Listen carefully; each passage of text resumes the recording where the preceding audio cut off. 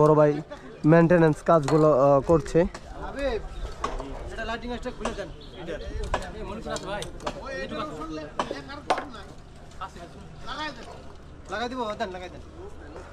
তো এখন ওই যে সামনে আরো 3টা ইনসুলেটর আছে, সবগুলাতে মরিচা পড়া। তো সবগুলাই আমি ক্লিন করব এবং রং করব। ক্লিন করা হয়েছে, এখন শুধু রং করার পালা।